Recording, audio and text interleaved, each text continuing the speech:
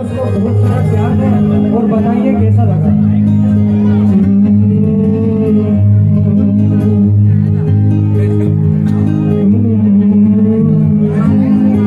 मैं भी कावड़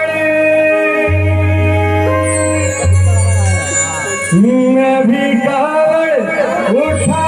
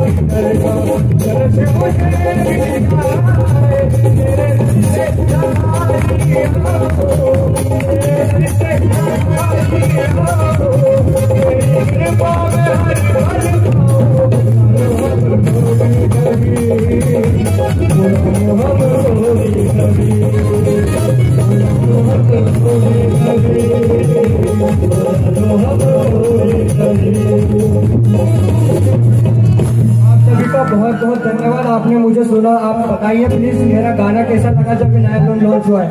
आप इसको यूट्यूब पर भी सर्च कर सकते हैं, हर्ष मस्ताना लोहिया के नाम से। थैंक यू, धन्यवाद।